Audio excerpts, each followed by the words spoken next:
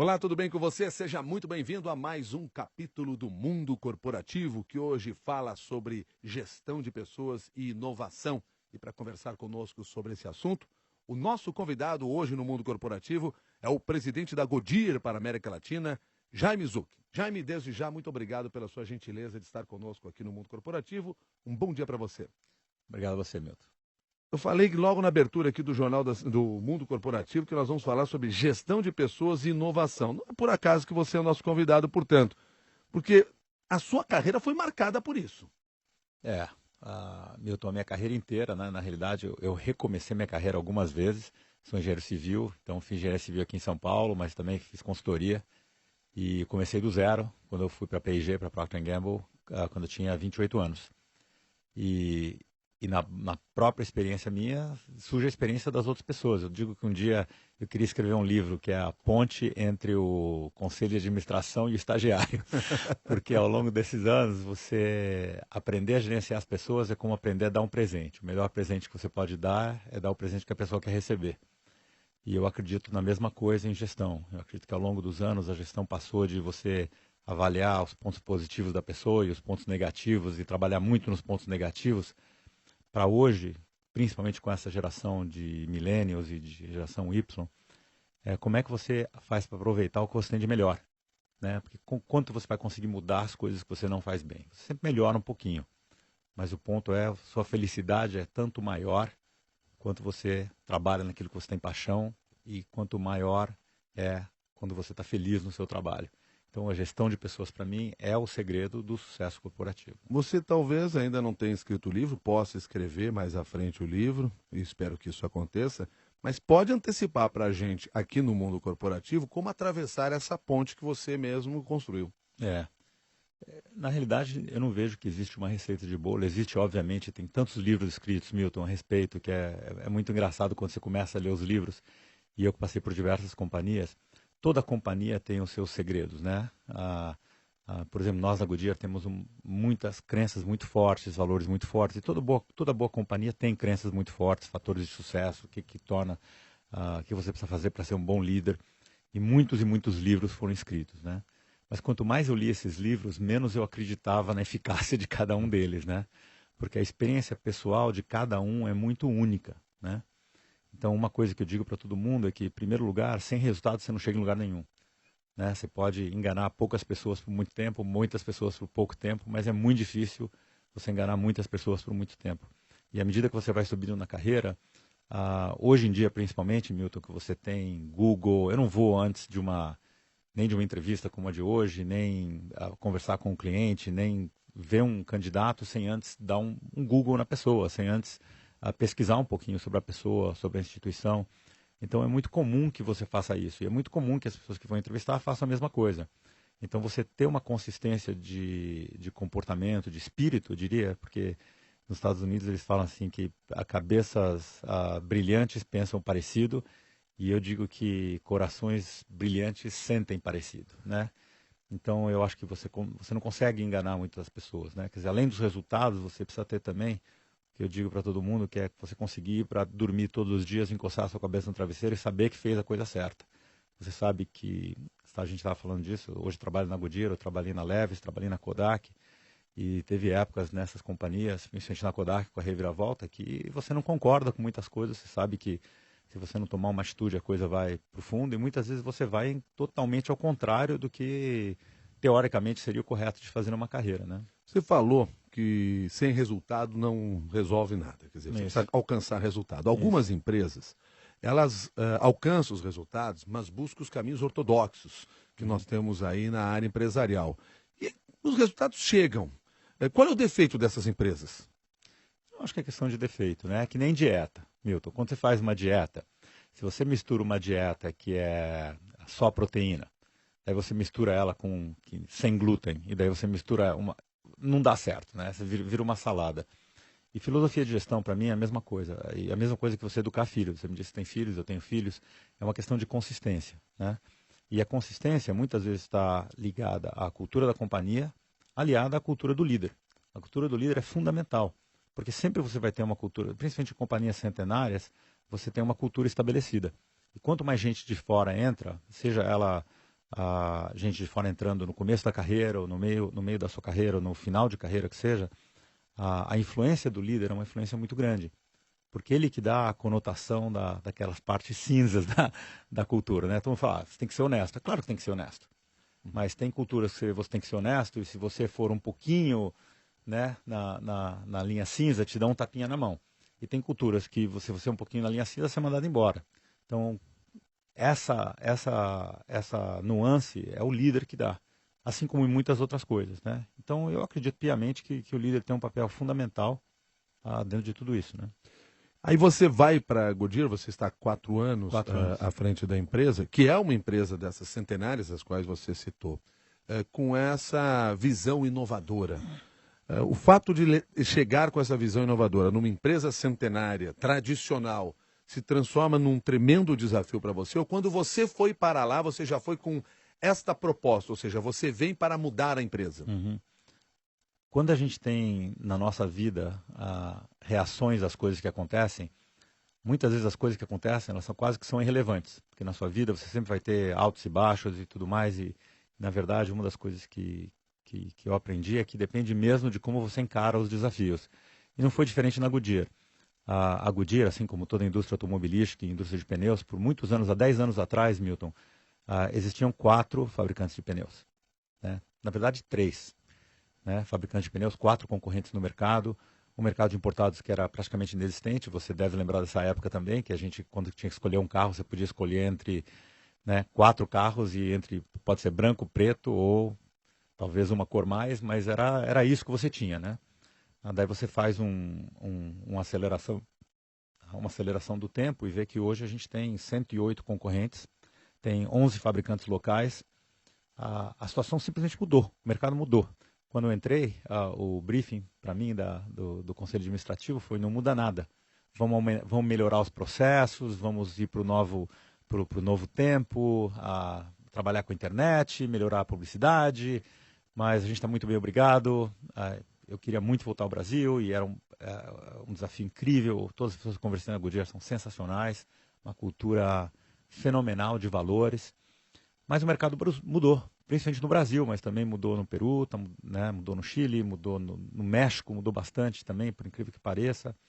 Na Venezuela, como você sabe, na Argentina. Então, quando as coisas mudam fora, você tem que mudar por dentro também. Então, essa capacidade de adaptação, você me perguntou o que faz, né, para ter sucesso, etc. Eu acho que os resultados, número 1, número 2, realmente é você deitar a cabeça no travesseiro e fazer o que é certo. Mas eu digo, nos últimos 10 anos, a capacidade de adaptação a situações extremas é fundamental. Então, com essa entrada de muitos competidores novos, só para você ter uma ideia, a gente lançava 1 a 2 produtos a cada 2 anos. Produtos maravilhosos, a gente em topo de inovação, mas a gente tinha produtos no portfólio que tinham 8 anos, né, no mercado. A gente tinha uma cobertura de mercado, vamos supor, com todos os veículos novos que entraram, tinha segmentos como o de SUV, que a gente tinha uma cobertura de 7%. Ou seja, a gente só tinha pneu para 7% dos veículos que estavam rodando no país. Então a gente teve que fazer uma transformação muito grande. Então, a primeira transformação em gente. Então a gente pegou 70% de todos os top 70 líderes da organização, medimos todos eles contra as competências que a gente acreditava que iam ser importantes no futuro. E surgiu um monte de buracos, né? Como você deve imaginar, Milton, né? Inclusive meus, né? Inclusive meus. Então a gente precisou trocar muita gente. A gente trocou muitos dos líderes, né? Quais são as competências que vocês consideravam e consideram importantes para o futuro? A gente não mudou as competências core, chave da companhia, né? Que são 6. Mas a gente adicionou algumas coisas de acordo com esse estudo de hiatos, né, desses vácuos que a gente achou. A gente adicionou muitas delas. Por exemplo, uma delas é pensar do mercado para dentro. Como a gente tem uma empresa que depende muito de capital, muito de ativos, só para você ter uma ideia, a gente anunciou a construção de uma nova fábrica agora. A primeira fase dessa fábrica vai custar $500 milhões. Então, os investimentos, e vai demorar 2 anos, 3 anos para a gente fazer a fábrica. Então, são investimentos pesados e de longo prazo. Então, tinha gente que pensava assim. Então, por que você pensava assim? A prioridade sempre foi encher a fábrica com os pneus para poder vender. Então tinha muito esforço de venda voltado à capacidade da fábrica. Hoje em dia, quando você vai comprar um pneu, você tem, sei lá, mais de 1.000 carros diferentes circulando, sei lá, em São Paulo, na cidade de São Paulo. Daí você vai ter que ter a flexibilidade de entregar o pneu que a pessoa quer. Mas se você tem uma SUV e furou um pneu, você não quer esperar uma semana por um pneu. Você quer ele em 24 horas. Então imagina uma loja que tinha, sei lá, 100 tipos de pneus no máximo, num espaço de 100 metros quadrados. Agora eles têm que pensar em como servir você, Milton, que está chegando na loja, com mais de, sei lá, 1.500 tipos de pneus. Então toda essa mentalidade mudou. Então a principal mudança que a gente teve que fazer na companhia é sair de pensar de dentro para fora pensar de fora para dentro. Mudando pessoas. Mudando pessoas, mudando treinamento, pegando pessoas que eram muito boas. Uma das características que a gente tem é a adaptabilidade e pensamento analítico. Eu, pessoalmente, tendo vivido 14 anos fora do Brasil, eu acredito que o Brasil, um país que sempre foi maravilhoso em termos de ter pessoas que podiam fazer resolução de problemas. A gente é muito bom de resolver problemas, passamos por hiperinflação, muitos de nós, né? Alguns de nós não, mas passamos por hiperinflação, então a gente aprendeu muito a resolver problemas. A gente é muito bom de resolver problema. Mas o Brasil nunca teve, como tem os Estados Unidos ou em algumas partes da Europa, empresas que medem o mercado. Uma abundância uma variedade muito grande de produtos, uma abundância de números. Então a nossa capacidade analítica é meio limitada. Então nós na companhia fizemos um programa de construir as capacidades nas pessoas que tinham aquele potencial e trazer pessoas novas. E essa é a revolução que a gente está, a jornada de revolução que a gente está na companhia. Isso vai um pouco ao encontro do que pergunta aqui o nosso ouvinte internauta, o Tiago Picheca.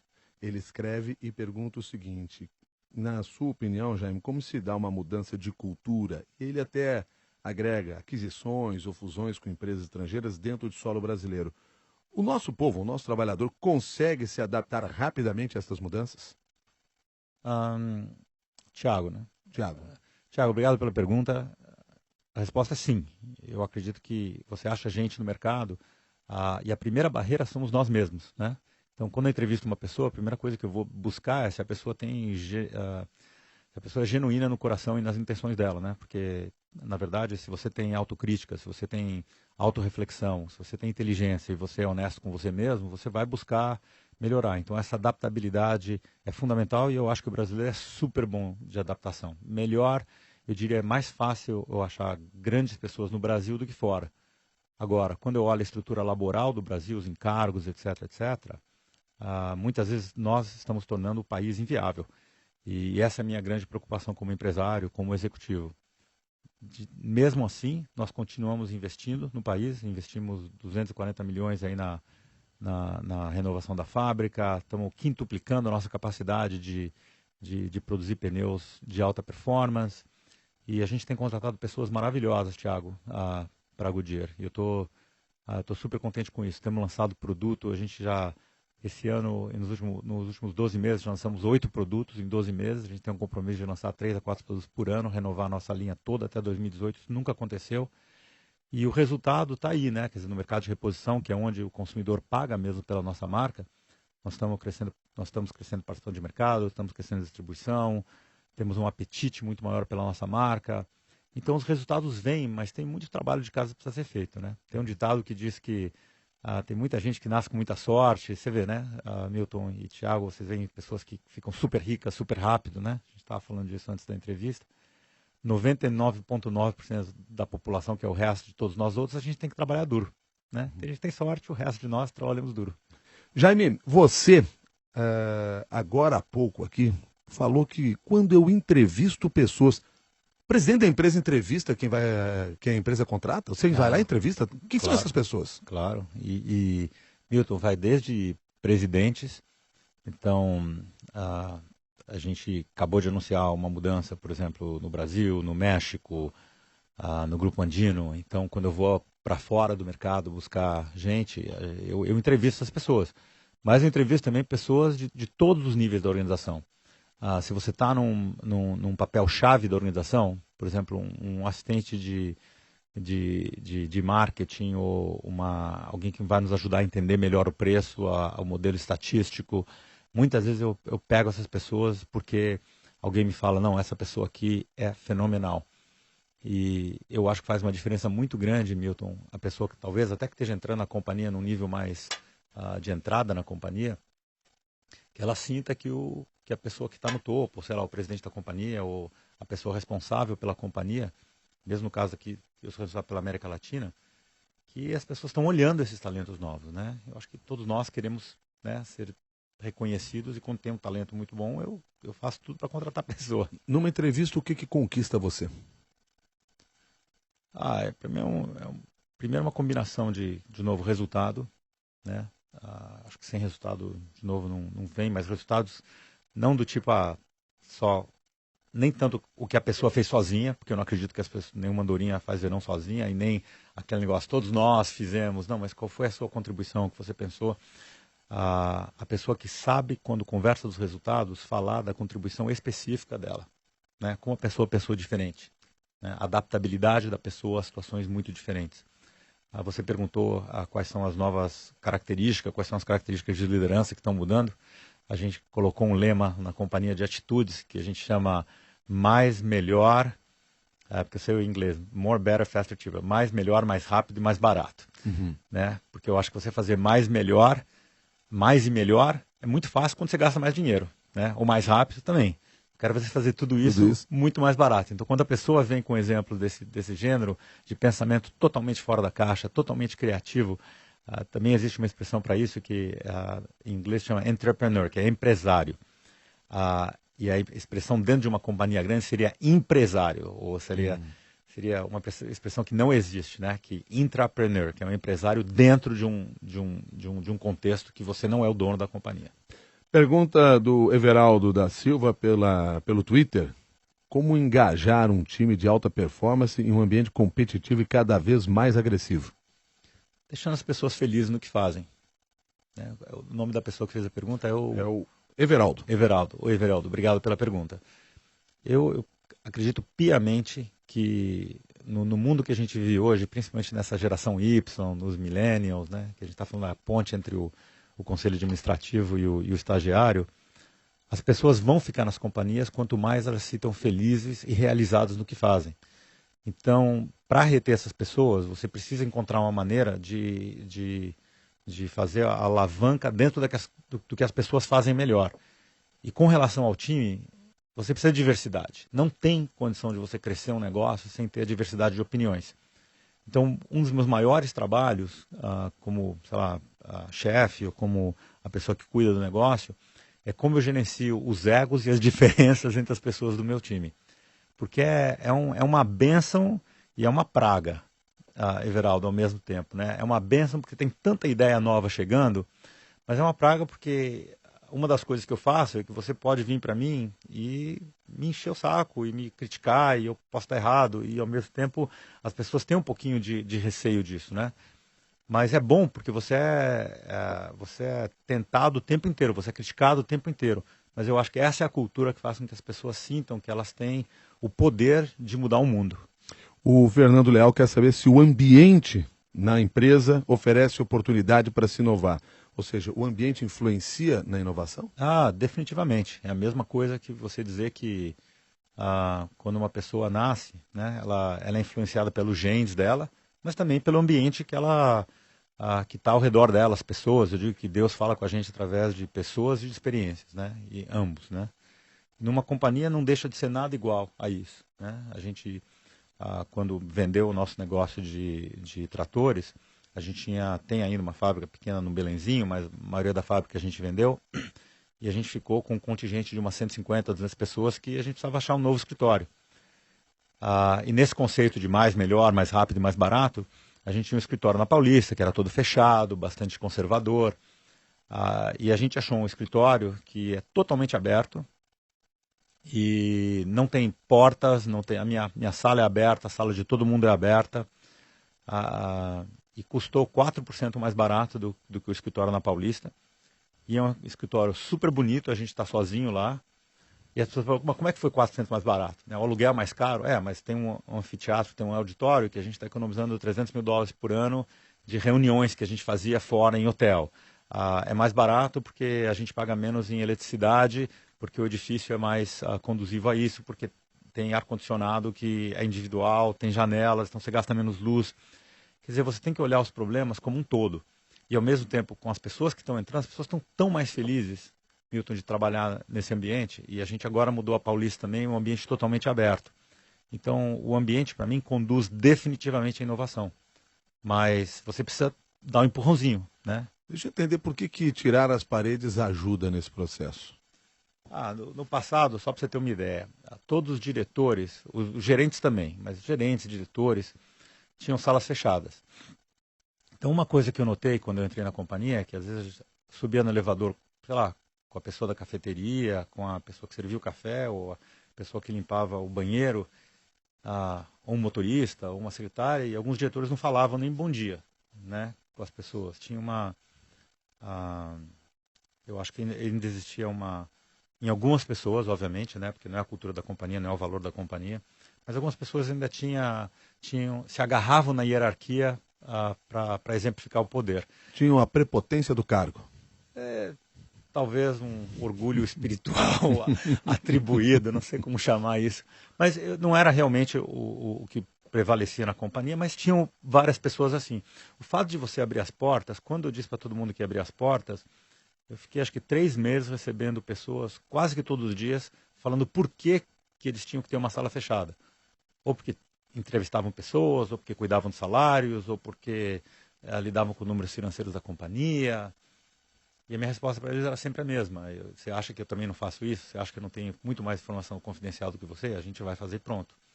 Porque você não pode gerenciar uma companhia por consenso, né? Você tem que dar a voz às pessoas, tem que escutar as pessoas, mas no final do dia, o balde termina aqui, né? Quer dizer, eu sou o responsável, então eu tenho que assumir a responsabilidade. Quem tem que tomar a decisão é você, ou é o líder daquela área. Nesse cenário de hoje, teve a pergunta também de como você motiva as pessoas têm que se sentir no poder e ter a liberdade e atribuição e a segurança de poder tomar decisões. Então, existe também um lado, Milton, de você puxar essas decisões para o mais baixo nível possível. Porque só desse jeito, por exemplo, eu não estou na fábrica de Americana. Hoje a gente tem mais de 6 mil funcionários na Goodyear, na América Latina. Não é uma companhia gigante, é uma companhia de bom porte. Temos 5, 6 fábricas, temos 3 fábricas no Brasil. Não adianta, eu não vou saber gerenciar uma máquina ou operar uma máquina. O operador da máquina é quem sabe melhor fazer isso. Então a gente está implementando um programa de excelência operacional, de boas ideias, que a gente já, por exemplo, que no ano passado teve mais de 1.300 pessoas engajadas, desenvolvemos 360 ideias diferentes, e mais na fábrica tiveram milhares de ideias, a gente conseguiu mais de 20 milhões de dólares de redução de custo. Nenhuma dessas ideias foi minha. As ideias vêm das pessoas que estão lidando com o dia a dia. Uma pessoa que está lidando diretamente com o cliente sabe por que o cliente precisa daquele produto, daquele pneu em 24 horas. Então, a nossa função muito também é escutar. Né? Como é que a gente sabe escutar o que está acontecendo na organização e dar esse poder de decisão para as pessoas que estão distribuídas na organização. Mas tem vezes que realmente a pessoa não tem como tomar uma decisão, ou tem uma decisão muito difícil para ser tomada, ou tem divergências, e daí alguém precisa tomar essa decisão, e esse alguém sou eu.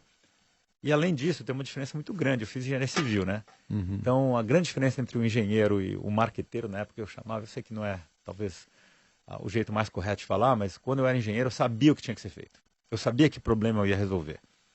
E como gestor, como presidente de empresa, você não sabe que problema você está resolvendo. Muitas vezes você tem alguns problemas que você está resolvendo, mas muito da minha função é as pessoas e pensar como o mercado vai evoluir no futuro. Né? Com Uber, com todas essas coisas que estão acontecendo, o que vai acontecer com carros? Quantas pessoas vão realmente ser donas de carros versus quantas pessoas vão alugar carros? Em um cenário de aluguel de carro, que você não está andando com o mesmo carro o tempo inteiro, como é que isso influencia a venda de pneus? Então, tudo isso é parte do que a gente faz. Então conta para nós aqui, pelo menos uma coisa que vocês já estão prevendo para os próximos 10 anos e que vocês terão que mudar ou terão que alcançar essa meta para conseguir acompanhar essas transformações todas que nós estamos vivendo, inclusive a partir desses questionamentos que vocês fazem. Uma delas é básica, né? É o produto.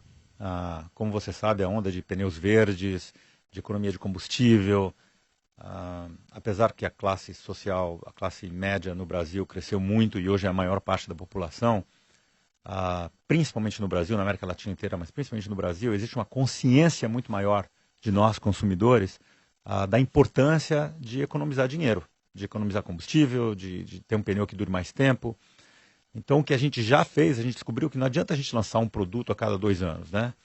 Então, a gente está com essa toada de lançar, de renovar totalmente a nossa linha até 2018, de quintuplicar a capacidade de pneus de alta performance. Mas hoje, eu vou te dar 3 exemplos, né? A gente lançou um pneu que chama Assurance, né? E a gente achou que é um pneu para que você e eu, pessoas que vão para o trabalho, voltam para o trabalho, vão buscar os filhos na escola, etc. É um pneu de uso comum, né? Esse pneu ele já dura quase 20% mais, né? Então você fala assim, não, eu vou trocar em quantos mil quilômetros? Se eu trocava em 40 mil quilômetros, agora eu vou trocar em 48 mil quilômetros. Já é uma economia. Ele tem uma tração no molhado muito melhor, então ele dá mais segurança. Então o consumidor está cada vez mais exigente. Essa tendência ela não vai mudar.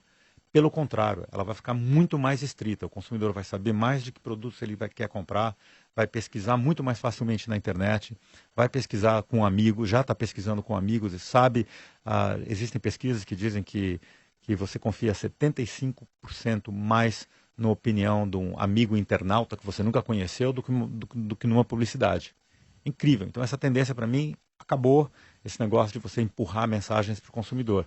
Então a gente entrevistou mais de 4 mil pessoas, está entendendo exatamente qual é a necessidade que precisa ter. E nesse pneu Assurance, ou no pneu Eagle Sport, Eagle Sport é um pneu que, para quem tem um carro um pouco mais esportivo, tipo um Golf, sei lá, que você quer, né, dirigir um pouco mais agressivamente, a mesma coisa, você também está preocupado com quilometragem, né? Então a gente fez um pneu que dura 30% mais, né? Então você tem um pneu que dura muito mais, economiza combustível e tem maior agarre no molhado, freia mais no molhado. Então, essa preocupação em ser melhor, porque você precisa dar uma melhor condição de vida para a comunidade e para as pessoas. Mas durando mais não vão vender menos? Oi? Durando mais não vão vender menos? Se você olhar quanto que esse mercado, né, o mercado automobilístico está crescendo, quanto mais as pessoas estão andando de carro, quanto espaço a gente tem. Eu estou falando de coisas específicas do Brasil. A concentração de carros por pessoa no Brasil pode crescer ainda 5 vezes. Né? Com os investimentos que estão previstos na indústria automotiva, ele deve crescer mais uns 50% nos próximos 5, 6 anos. Então tem muito espaço. Você perde de um lado e ganha de outro. Sempre vai ganhar de outro. Se você não tiver essa fé, né, você nunca investe. Você não vai estar fazendo a receita errada para mim é não dar o que os consumidores querem. A Goodyear está 100% comprometida em dar o que o consumidor quer. Se ele quer o pneu mais rápido, a gente vai dar mais rápido. Se ele quer um pneu que tem uma melhor performance, a gente vai dar melhor performance. Então, todos esses produtos que a gente está lançando são um exemplo, Milton, de que o mercado mudou. As pessoas querem ter um pneu mais acessível, a um preço mais acessível e um pneu melhor. E se a gente não fizer isso, a gente vai ficar para trás. Tá. Jaime, você falou agora há pouco que a sua formação é de engenheiro e o quanto isso ajudou você a ter determinadas visões nessa sua carreira. Eu queria saber de que maneira a astrologia ajudou você na sua carreira, porque afinal de contas no seu currículo está lá que você fez astrologia. Eu fiz um monte de curso, Milton. Eu fiz de psicologia, filosofia, astrologia, aula de culinária. Eu acho que mais tem a ver com a diversidade, essa busca de conhecimento, essa curiosidade intelectual e espiritual. Quando você me perguntou o que eu busco, né, numa entrevista, eu falei, né, a pessoa que entrega o resultado, mas que tem essa curiosidade, que tem capacidade de adaptação. Para mim tem tudo isso a ver, tem a curiosidade intelectual. Eu estava recentemente num fórum que a gente fez na Goodyear, chamando pessoas de Harvard, pessoas da Digitask, que é uma companhia de desenvolvimento digital, da Google. Então vieram várias pessoas conversar com a gente. O professor Tushman, lá da Harvard, que é um cara brilhante também. E uma das coisas que a gente estava falando é quais são as qualificações em geral, né? Para a indústria de pneus sim, mas também no futuro. E uma delas que surgiu super fortemente para todos nós foi a curiosidade intelectual. Não tem como. O mundo tem mais informação, tem mais... só, por exemplo, você vê universidades americanas que têm 2.100 cursos grátis na internet. Quando, né, eu tive minha carreira, ou quando eu fui para a universidade, tinha 0.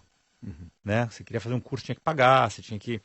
Então, hoje em dia, realmente é sobre a curiosidade intelectual. Você e eu mesmo conversamos antes da entrevista, que tem muitos empreendedores que largaram a faculdade e foram buscar o conhecimento em algum lugar. O ponto é onde você vai buscar o conhecimento. Qual é a tua curiosidade de buscar o conhecimento? Qual é a tua curiosidade para escutar o que as pessoas que estão trabalhando no chão de fábrica ou que estão vendendo os pneus sabem? Então, se você não tem essa abertura, se você tem uma postura rígida com as outras pessoas, você não vai saber. E quando você não sabe, você não pode tomar medida nenhuma. Bom, Jaime, depois dessa conversa toda aqui, só vamos esperar o livro, então, para você lançar. Preciso parar de trabalhar primeiro.